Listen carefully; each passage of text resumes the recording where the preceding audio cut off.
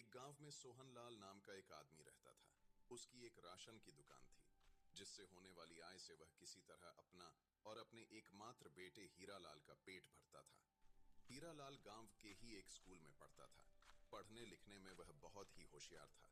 उसके अच्छे स्वभाव के कारण शिक्षक और सहपाठी सभी उससे खुश रहते थे। पिताजी, आज मास्टर जी ने कहा कि मैं क्लास का सबसे होशियार लड़का हूँ। अरे वाह बेटा, यही होशियारी एक दिन तुम्हें बहुत आगे ले जाएगी। बस मेहनत से पीछे मत हटना। यूं ही दिन बीत रहे थे कि अचानक एक दिन दुर्भाग्य से सोहनलाल की मृत्यु हो गई। पिताजी, आज आप भी मुझे इस दुनिया में अकेला छोड़कर चले गए। धैर्य रखो बेटा, ईश्वर को शायद यही मंजूर था। अब तुम्हें ही अपने पिता का अधूरा काम पूरा करना है। अब हीरालाल का पढ़ना लिखना बंद हो गया और वह अपने पिता की दुकान पर बैठने लगा। सुबह से शाम हो गई, लेकिन एक भी ग्राहक नहीं आया। यदि यही हाल रहा तो कुछ ही दिनों में मेरे भूखे मरने की नौबत आ जाएगी।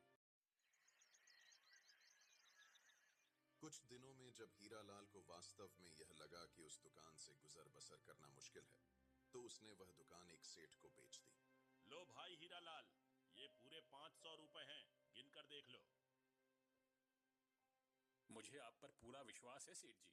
अब इन रुपयों से मैं परदेश में जाकर कोई छोटा मोटा धंधा आरंभ करूंगा। अगले ही दिन एक जहाज में सवार होकर वह परदेश रवाना हो गया और कई दिनों की यात्रा के बाद उसका जहाज एक देश की बंदरगाह से जाकर लगा। सबसे पहले मुझे यहाँ के बाजारों का निरीक्षण करना चाहिए, उसके बाद ही कोई धंधा आरंभ करना ठीक रहेगा। ये सोचकर उसने वहां के कई बाजारों का निरीक्षण किया। ओह, यहाँ तो बहुत ज्यादा महंगाई है और मेरे पास जितने रुपए हैं उनमें तो यहाँ कोई भी धंधा आरंभ नहीं किया जा सकता। क्या करूं? काफी सोचने विचारने के पश्चात उसने वहीं एक बाजार में एक दुकान किराए पर ली और उसके ऊपर एक बड़ा सा अजीबो गरीब बोर्ड टांग दिया। अब ठीक है। आज से मैं अक्ल का ही सौदा करूंगा। बाजार में फेरी वाले भी बहुत आते जाते रहते थे। फेरी वालों द्वारा जोर जोर से आवाज लगाकर अपना सामान बेचने का तरीका हीरालाल को बहुत पसंद आया। अतः दूसरे दिन से ही हीरालाल ने उसी तरीके को अपनाकर अक्ल बेचना शुरू कर दिया। अकल ले लो, अकल। छोटे से लेके बड़े तक सभी को मिलेगी अकल। आइए, हमारी दुकान पर आइए। उसको अक्ल बेचता देख कुछ लोग उसकी दुकान के आगे खड़े होकर उसकी हंसी उड़ाने लगे। भाई, भला अक्ल भी कहीं बिकती है? कितना मूर्ख है ये लड़का। आखिर अक्ल खरीदेगा कौन? अरे भाई, मान भी लो कि किसी को अक्ल की जरूरत पड़ भी जाती है, तो वह भला इस छोकरे से अक्ल क्यों खरीदेगा? अक्ल की तो अभी इसे खुद ही ज्यादा जरूरत है। बेशक इस समय तुम मुझ पर हंस लो, लेकिन एक दिन मैं तुमसे अपनी अक्ल का लोहा मनवा कर ही रहूंगा। वास्तव में हीरालाल अपने इरादे का बहुत पक्का था। उस पर लोगों के खिल्ली उड़ाने का रत्ती भर भी प्रभाव ना पड़ा और वह उसी प्रकार आवाजें लगाता रहा, यहाँ तक कि उसकी दुकान की चर्चा अब नगर भर में होने लगी थी। अरे भाई, तुम्हें पता भी है कि आजकल हमारे शहर में एक अक्ल का सौदागर आया हुआ है? हाँ भाई, मैंने भी सुना है। ऐसा व्यापारी मैं अपने जीवन में पहली बार देख और सुन रहा हूँ। यदि मुझे कभी भी अक्ल की जरूरत पड़ी तो मैं उसके पास जरूर जाऊंगा। इन कुछ दिनों में बस एक आध व्यक्ति ही उसकी हंसी उड़ाने के उद्देश्य से उसकी दुकान पर आया और आने दो आने की अक्ल भी ले गया, परंतु हीरालाल हताश नहीं हुआ। पूरे सप्ताह भर में केवल 5 रुपए की दुकानदारी ही हुई है, पर कोई बात नहीं, एक ना एक दिन मेरा काम जरूर चल निकलेगा। उसी नगर में एक ब्राह्मण रहता था जिसका नाम था बुद्धिराम। उसके पास धन तो बहुत था, पर वह था बड़ा कंजूस। उसका एक बेटा था गजोधर, जो बहुत बड़ा मूर्ख था। एक दिन सुबह के समय, अरे मूर्ख, यह तू क्या कर रहा है? पिताजी, अक्ल की खेती कर रहा हूँ ताकि आप और मैं इस दुनिया के सबसे अधिक अक्लमंद कहलाए जाने लगे। हे प्रभु, ना जाने कब इसकी अक्ल की खेती पकेगी। इसे सद्बुद्धि दो प्रभु, सद्बुद्धि दो इसे। एक दिन जब गजोधर किसी काम से बाजार गया तो हीरालाल की दुकान के सामने से होकर गुजरा। अक्ल की दुकान? मैं तो अभी अक्ल की खेती ही कर रहा हूँ और इसने बेचना भी शुरू कर दिया। क्यों ना इससे भाव पूछ लूं? यदि सस्ती मिली तो अपने और बापू के लिए ढेर सारी खरीद लूंगा। क्यों भाई अक्ल वाले, अक्ल कितने रुपए किलो बेच रहे हो? श्रीमान, मैं अक्ल तोल कर नहीं बेचता। हाँ, जितने की कहो उतने की जरूर दे दूंगा। उफ, कितने की खरीदूं कुछ समझ में नहीं आ रहा है। कहीं ऐसा ना हो कि महंगी खरीदने पर बापू की डांट खानी पड़े। हाँ, आया दिमाग में, क्यों ना पहले 5 ही रुपए की खरीद ली जाए। यदि बापू ने सस्ती कही तो और ले जाऊंगा। कौन सा अकल की कमी हुई जा रही है। गजोधर ने अपनी जेब से 5 रुपये निकालकर तुरंत हीरालाल को दे दिए। लो भाई, फिलहाल मुझे 5 रुपए की ही अकल दे दो, जरूरत पड़ी तो और ले जाऊंगा। ठीक है, जैसा तुम उचित समझो। हीरालाल ने पैसे अपनी जेब में डाले और गजोधर की ओर एक कागज बढ़ा दिया। गजोधर ने वह कागज लिया और अपने घर की राह पकड़ ली। कुछ ही देर में वह घर पहुंच गया। आहा, जब मैं पिताजी को बतलाऊंगा कि मैंने मात्र 5 रुपए में अकल खरीद कर कितनी अकलमंदी का काम किया है, तो वे कितने प्रसन्न होंगे। पिताजी, यह देखो, मैं 5 रुपए में कितनी सारी अकल मोल लेकर आया हूँ। ऐसा करो, इनमें से आधी तुम चबा डालो और आधी मैं निगल लेता हूँ। हैं? क्या कहा? 5 रुपए की अक्ल? जरा इधर तो दिखा। जब दो आदमी आपस में लड़ रहे हो तो उसे खड़े होकर देखना बुद्धिमानी नहीं है। अरे मूर्ख निकम्मे, तूने 5 रुपए यूं ही कुएं में फेंक दिए। भला कौन नहीं जानता कि दो लोगों की लड़ाई को खड़े होकर देखना ठीक नहीं है। अपने मूर्ख बेटे को मारने, पीटने व डांटने फटकारने के बाद ब्राह्मण दौड़ता हुआ हीरालाल की दुकान पर पहुंचा। अरे ओ बेईमान, तूने मेरे लड़के को मूर्ख जानकर ठग लिया है।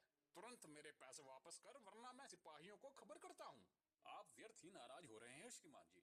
आपका लड़का अपनी इच्छा से अक्ल खरीद कर ले गया था। फिर भी यदि आप चाहें तो मेरी चीज मुझे वापस करके अपने पैसे वापस ले सकते हैं। ले अपनी चीज और मेरे पैसे वापस कर। ऐसे नहीं श्रीमान जी, आपको लिख कर देना होगा कि आज से आपका लड़का मेरी दी हुई शिक्षा को नहीं मानेगा, और जहाँ दो आदमी आपस में लड़ रहे होंगे वहाँ वो खड़ा रहकर उनकी लड़ाई देखता रहेगा। नहीं नहीं, मैं ऐसा लिख कर नहीं दे सकता। इस सब कहासुनी के बीच अब तक वहां काफी लोग एकत्रित हो चुके थे और सबने हीरालाल का पक्ष लिया। पंडित जी, ये लड़का ठीक ही तो कह रहा है। इसकी बात मानिए और अपने पैसे वापस ले जाइए। ठीक है, यदि तुम सब यही कहते हो तो मैं लिख देता हूँ। ला रे लड़के, एक कागज और एक कलम लेके आ। ब्राह्मण ने हीरालाल का कहा उस कागज पर लिखा और पैसे लेकर अपने घर चला गया। अच्छा हुआ उस बेईमान लड़के ने पैसे वापस कर दिए, वरना महाराज से उसकी शिकायत करके उसे ऐसी सजा दिलवाता कि वो याद रखता।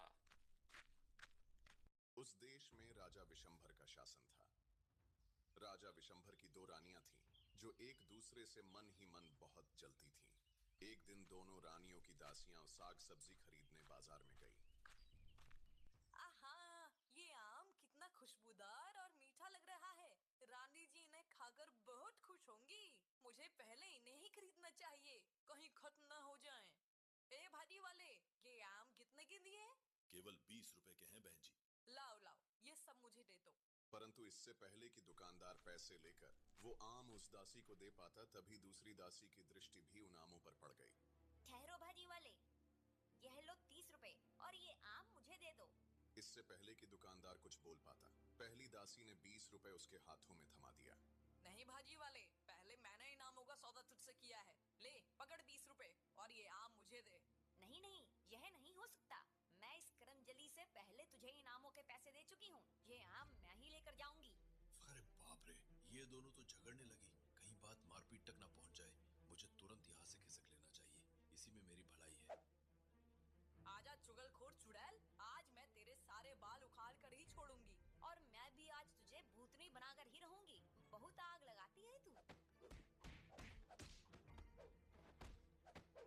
अरे ये दोनों औरतें आपस में लड़ क्यों नहीं हैं? जाकर देखता हूँ। एक तो गजोधर था ही मूर्ख, और दूसरा उसे अपने पिता द्वारा हीरालाल को दिए गए वचन का भी पता था। फिर भी वह उनके पास खड़ा होकर उनका झगड़ा देखने लगा। लड़ते हुए अचानक उन दोनों की नजर गजोधर पर पड़ी। सुनिए पंडित जी, आप मेरे गवाह हैं। बीच बाजार में इसने जो मेरी दुर्गति की है, उसकी गवाही तो आपको ही देनी होगी। पंडित जी, आप मेरे भी गवाह हैं। आपने सब कुछ देखा है कि किस तरह इसने मुझे लतियाया है। ईश्वर के नाम पर रानी जी के सामने आपको सब बातें सच सच कहनी होंगी। अगर आपने गवाही नहीं दी तो हम दोनों आपकी शिकायत महाराज से करेंगे। अच्छा अच्छा, ठीक है, मैं आ जाऊंगा गवाही देने। मूर्ख गजोधर डर के मारे वहां से चला गया। जब दोनों दासियां और गजोधर दुकान से चले गए, तब दुकानदार अपनी दुकान पर आया। हे भगवान, आज तो बच गया। यदि दो लोगों का झगड़ा ना देखने की अक्ल मैंने अक्ल के व्यापारी हीरालाल से ना खरीदी होती तो आज जरूर मैं गजोधर के स्थान पर फंस गया होता। परंतु अब यह गजोधर जरूर किसी बड़ी मुसीबत में फंस जाएगा। महल में आकर जब उन दासियों ने अपनी अपनी रानी से शिकायत की, तब दोनों रानियों ने गजोधर के पास अपना अपना पत्रवाहक भेजा। ये लो गजोधर, मेरी महारानी ने तुम्हारे लिए संदेश भेजा है। मेरी महारानी ने भी तुम्हारे लिए पत्र भेजा है, ये लो। जब गजोधर ने वो दोनों पत्र खोलकर देखे तो उनमें लिखा था, यदि तुम मेरी दासी के पक्ष में गवाही नहीं दोगे तो तुम्हें तुम्हारी अंतिम सांस तक कोड़े मारे जाएंगे। बड़ी रानी, तुम्हें मेरी दासी के पक्ष में ही गवाही देनी होगी, वरना तुम्हें भूखे शेर के पिंजरे में डाल दिया जाएगा। छोटी रानी। ये सब पढ़कर गजोधर का कलेजा तो जैसे मुंह को आ गया। वह भयंकर संकट में पड़ गया। पिता पुत्र ने आपस में बातचीत की और उन्होंने हीरालाल से ही सलाह लेना ठीक समझा। तब वे दोनों हीरालाल के पास गए और उसे सारा हाल कह सुनाया। पूरी बात सुनकर हीरालाल बोला, ठीक है, मैं सलाह तो दूंगा, पर पूरे 50 रुपए लूंगा। ठीक है भाई, मुझे तुम्हारा सौदा मंजूर है। यह लो 50 रुपए। बहुत अच्छे। तो सुनो भाई, तुम राजा के सामने पागल बन जाना, और जब तुमसे कुछ पूछा जाए तो तुम जो कुछ मुंह में आए अनाप शनाप बक देना। बहुत अच्छा भाई, ऐसा ही करेंगे। उसके बाद पिता पुत्र खुशी खुशी घर लौट गए।